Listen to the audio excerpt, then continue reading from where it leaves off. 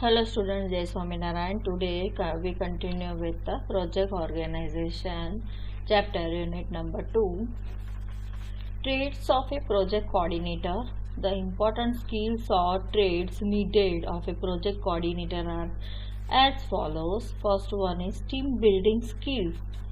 Team building skill or team building requires a conciliatory approach. That means doing that is intended to make someone stop arguing with you, okay, rather than a confrontation approach. That means tending to deal with the situation in a aggressive way. That means आपको एक team build करना है, okay, जिसमें जो भी गलत बोल रहा है या आर्ग्यूमेंट करता है उसको स्टॉप करना है, ना कि आपको एग्रेसिव वे में उसको आंसर देना है। तो ऐसी टीम प्रिपेयर करनी है जिसमें फॉर एग्जांपल कोई आपके सामने आर्ग्यूमेंट करता है तो उसको स्टॉप करना है, ओके। आपके साथ कोई आर्ग्यूमेंट कर रहा है तो उसको स्टॉप करना है, ना कि उसको एग्रेसिव वे में जवाब देना है, ओके। तो team building requires, team build करना है तो इस तरह से आप कर सकते हो।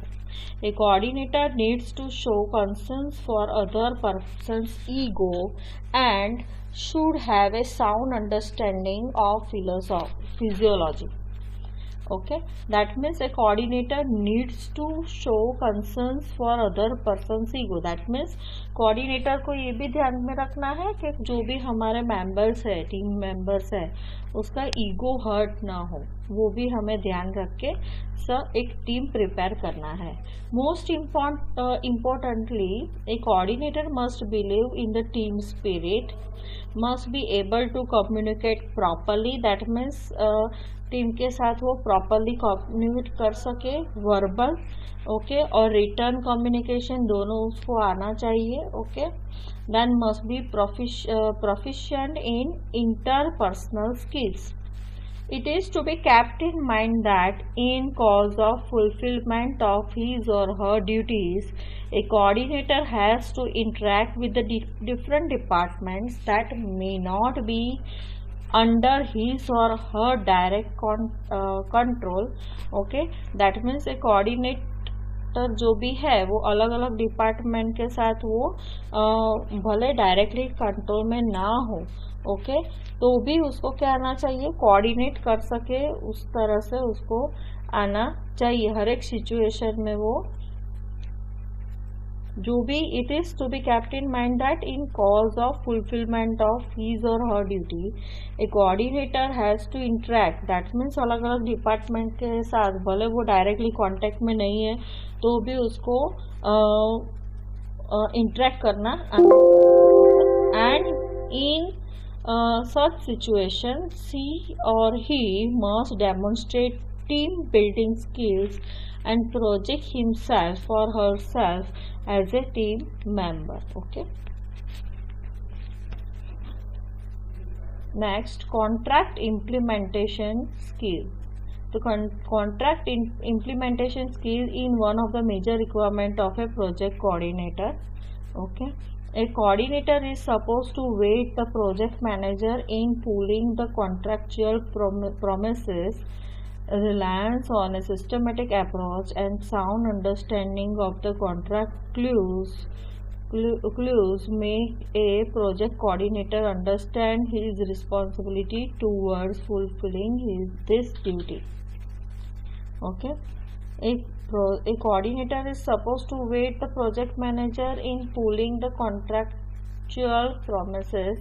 That means जो भी कोऑर्डिनेटर है उसको क्या करना चाहिए, to wait the project manager का वेट करना चाहिए in pulling the contractual promises. जो भी कॉन्ट्रैक्ट है उसके हिसाब से काम करने और इम्प्लीमेंट करने में उसको प्रोजेक्ट मैनेजर का वेट करना चाहिए। Reliance on a systematic approach and sound understanding of the contract clues make a project coordinator understand his responsibility towards fulfilling this duty, okay.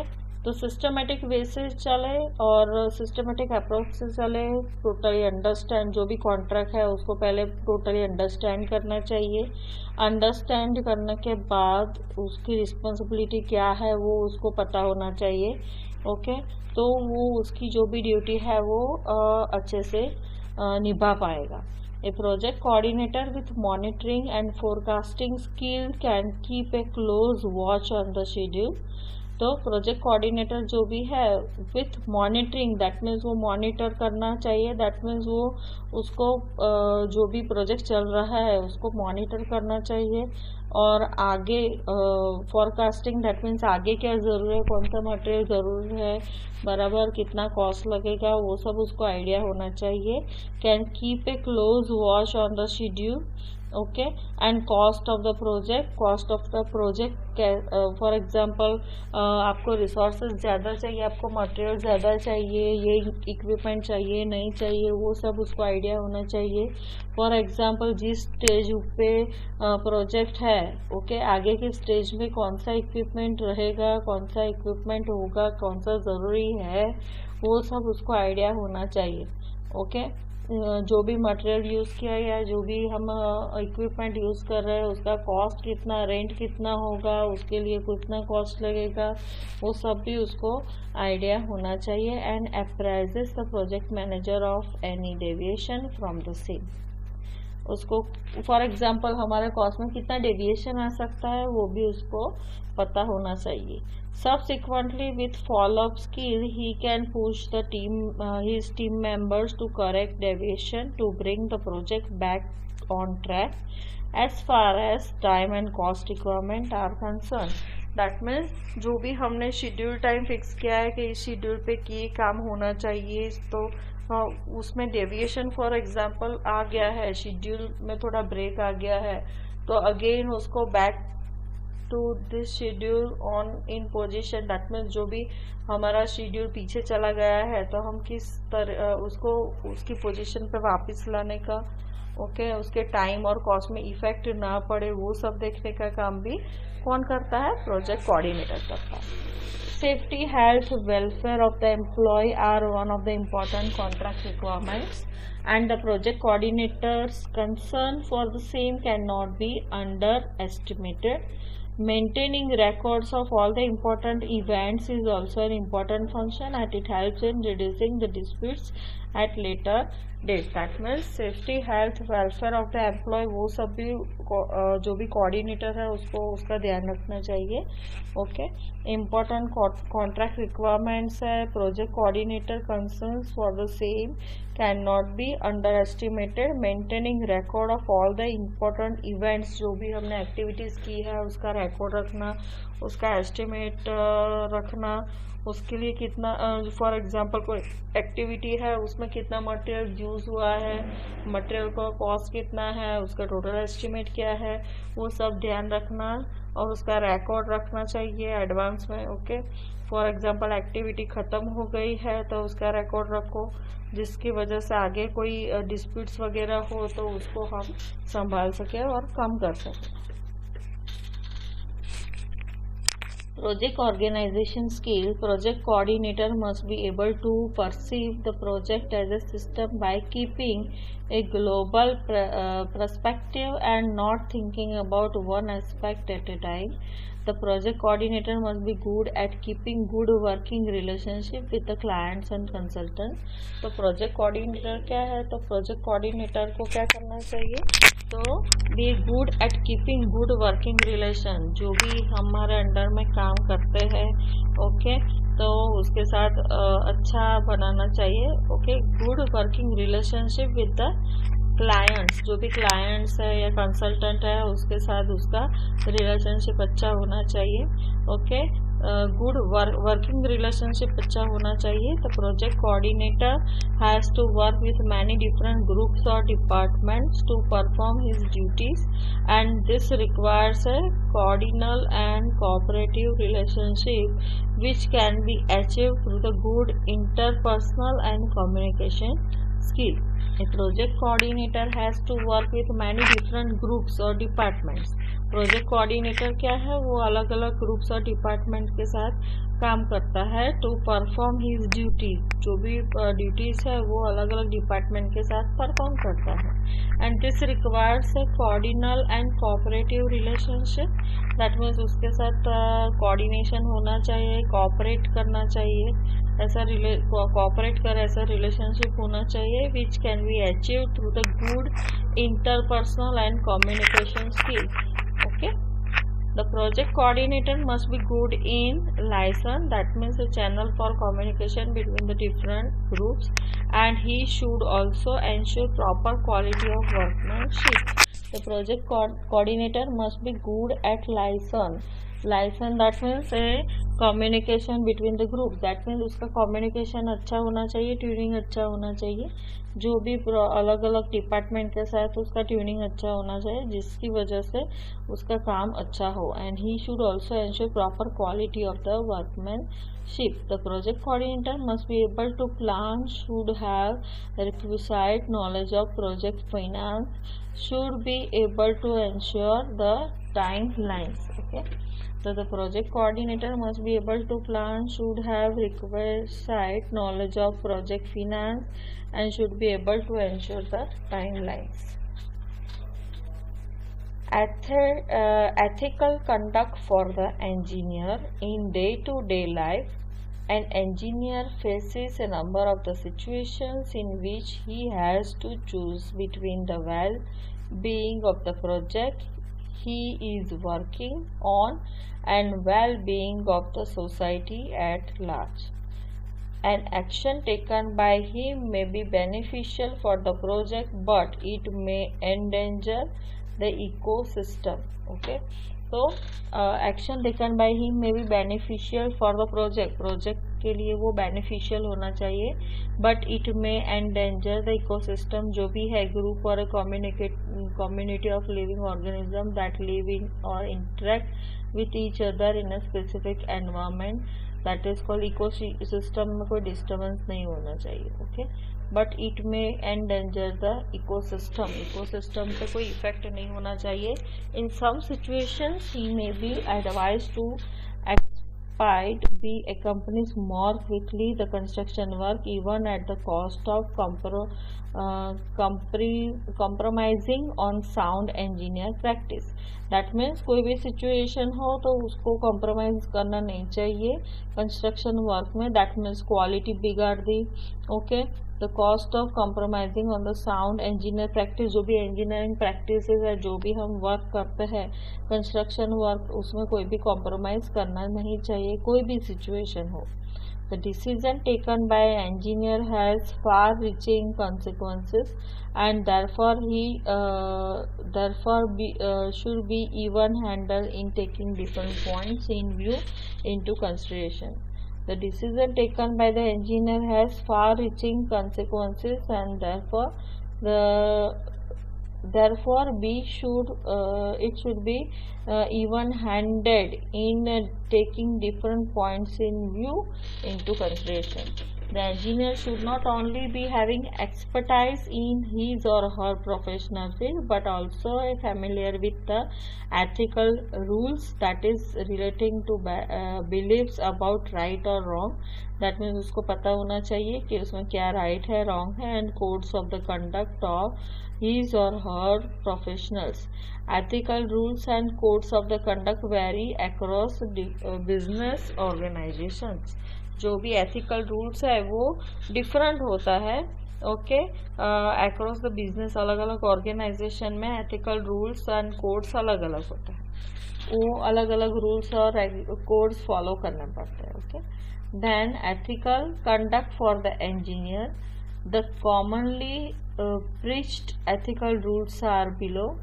The engineer should contribute to the development of the nation and the promotion of the human welfare through that professional knowledge. The engineer should contribute to the development of the nation. Okay, तो engineer को क्या करना चाहिए, contribute करना चाहिए। कहाँ पे contribute करना चाहिए, तो to the development of the nation को डेवलप करने में उसको कंट्रीब्यूट करना चाहिए। And the promotion of the human welfare through that professional knowledge, उसके पास जो भी नॉलेज है उसका यूज़ करके हमें नेशन का डेवलपमेंट करना चाहिए और कंट्रीब्यूट करना चाहिए, ओके, और प्रमोशन करना चाहिए, okay. He should honour human life without discriminating against caste, creed, social position and religion, okay. He should honour human life, okay, तो उसको ह्यूमन लाइफ का सम्मान करना चाहिए without discriminating against, that means cost है, then social position उसकी क्या है, रिलीजन कौन सा है, तो वो सब देखना नहीं चाहिए। He or she should serve the society, he or she should serve the society and should not have any intention adverse to the national department and public welfare. He or she should be hold paramount of the paramount the safety, health, welfare of the public in performance of their professional duties. The engineer should aim at development of the technology and should strive to improve his or her technique and put the results into wide practice. The engineer should aim development of technology, जो भी technology है उसमें development कैसे ला सकते हैं, should strive to improve his or her techniques, जो भी उसकी टेक्निक्स है उसमें हम कैसे इम्प्रूवमेंट ला सकते हैं, and put the result into wide practice, जो भी उसका रिजल्ट है उसको हम वाइड प्रैक्टिस में रखते हैं। पहले क्या था, जो भी इंजीनियर था या कॉन्ट्रैक्टर था तो वो क्या करता था, इंजीनियर था तो वो क्या करता था, फॉर एग्जांपल हॉरिजॉन्टल डिस्टेंस हमें मेजर करना हो तो टैप या चेन का यूज़ करता था, ओके। पर अभी लेटेस्ट टेक्नोलॉजी में क्या है, डिस्टोमेट है, वो सब इक्विपमेंट जो लेटेस्ट टेक्नोलॉजी वाले आए हैं उसमें डायरेक्टली वो लेज़र से हम डिस्टेंस मेजर कर सकते हैं। तो हमें क्या करना चाहिए, जो भी टेक्नोलॉजी डेवलप हो रही है कि डेवलप हुई है उसका भी हमें यूज़ करना चाहिए, और जो भी वर्क हम करते थे, पहले क्या करते थे और अभी क्या करते हैं, तो पहले का वर्क क्या था, डिफ़िकल्ट था, टाइम कंज्यूमिंग था, ओके। तो और उसमें जो भी उसमें फॉर एग्जांपल कोई इक्विपमेंट है उसको प्रॉपरली आपको प्रैक्टिस हो या प्रॉपरली आपको आता हो तो ही आप ऑपरेट कर सकते हो।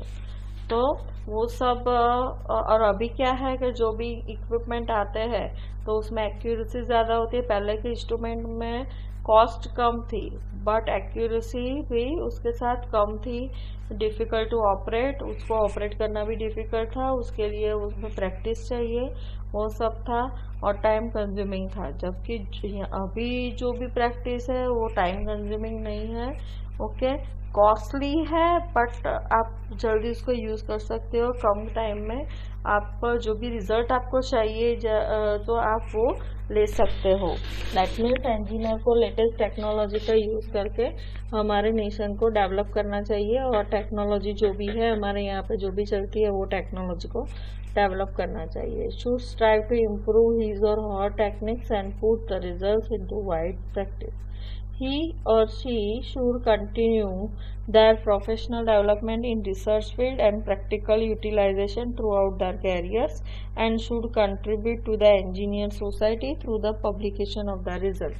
That means उसको क्या करना है, जो भी लेटेस्ट टेक्नोलॉजी है उसका यूज़ करके उसको बाहर, okay, throughout that career जो भी उन्होंने सीखा है, रिसर्च फील्ड है, प्रैक्टिकल यूटिलाइजेशन है, जो भी सीखा है, and there contribute to the engineering society through the publication of the result. तो जो भी लेटेस्ट टेक्नोलॉजी वगैरह सीखा है तो उसको क्या है, इंजीनियरिंग सोसाइटी को, फॉर एग्जांपल प्रैक्टिकल अच्छा आता है कि जो भी उसके पास जो जितना भी नॉलेज है वो जो भी इंजीनियरिंग सोसाइटी है उसको वो देना चाहिए through the publication of that result, okay. And he she should evaluate the works of his or her colleagues in same way as he or she wants to be evaluated himself and herself. उसी तरह से उसके colleagues वगैरह है जो उसके साथ काम करते हैं तो उसको भी लेटेस्ट टेक्नोलॉजी के लिए अवेयर करना चाहिए, उसको सिखाना चाहिए जिससे वो भी काम कर सके, ओके, और वर्क कर सके. Then ethical control for the engineer. The next point, the engineer should support the professional and technical society of his or her discipline.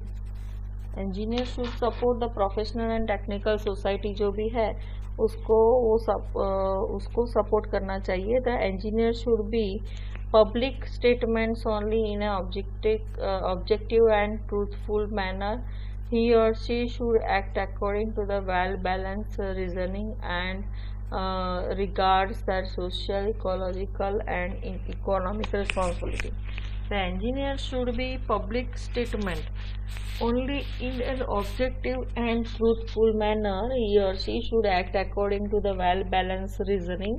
उसके पास सब रीजन होना चाहिए and regards the social, economical, and economic responsibility. He or she should and work to conserve the limited natural resources, okay, and reduce the harmful pollutions. Okay, जो भी हमारे पास natural resources है उसका use करना चाहिए और जो भी हार्मफुल पॉल्यूशन नेचुरल रिसोर्सेज का यूज़ करके जो भी हार्मफुल पॉल्यूशन होता है उसको दूर करना चाहिए. He or she should obtain a comprehensive education, learn how to work with complex relationships, and acquire the ability to participate in the interdisciplinary discussion. The engineer needs to develop and promote a sustainability ethics. He or she should obtain a comprehensive education. उसको for example कोई technology में नया changes आया है, improvement आया है, तो वो सब उसको सीखना चाहिए. Learn how to work with complex relationship. तो जो भी कॉम्प्लेक्स रिलेशनशिप है उसको उसके साथ कैसे वर्क करना चाहिए. Acquire the ability to participate in the interdisciplinary discussion and engineer needs to develop and promote a sustainability ethics. The engineer should act in a manner to uphold and enhance the honor, integrity, and dignity of the engineer professional above the economic advantages. The engineer should be act in a manner to uphold and enhance the honor, integrity, and dignity of the engineer professional above the economic advantages. He or she should not make the excessive design or excessive cost. तो उसको excessive design, excessive cost करना नहीं चाहिए. Cutting at the cost of safety. He should not damage the prestige of the profession. Okay. The engineer should be honest, impartial, should not behave suspiciously, then he should suspiciously, then he or she should avoid associating himself or herself with the dubious work or leading his or her name to such work, and he or she should perform the services only in the areas of their competence. Factors for the success of a construction organization: first, acquiring proper and adequate equipment for the construction, and acquiring new and up to date technology for the construction means that most of the times they act the schedule and the cost of the projects and the quality of the constructed facility, and this in turn affect the performance of the construction organization.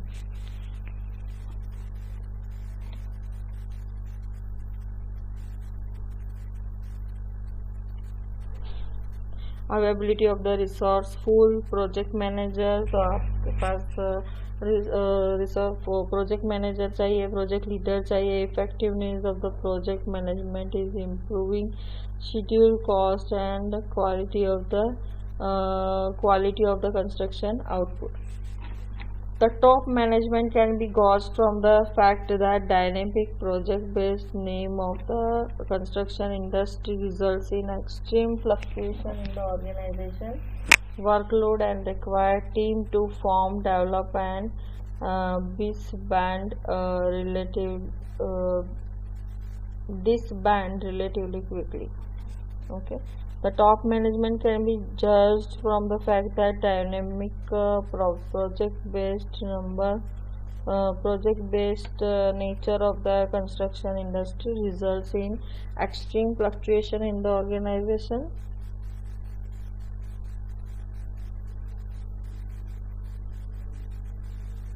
workload, and require team to form, develop, and disband relatively quickly. Thus, the importance of the efficient management of the employee resources activity cannot be understated. Availability of the resources होना चाहिए, equipment होना चाहिए, top management जो भी है top management से काम proper होना चाहिए, नहीं तो क्या आएगा, वर्कलोड ज़्यादा आएगा तो फिर जो भी आपका वर्क है तो वो आप प्रॉपर नहीं कर पाओगे. ओके, तो वर्कलोड मैनेजमेंट भी प्रॉपरली होना चाहिए. Third, the importance of the efficient management of the employ resourcing activities cannot be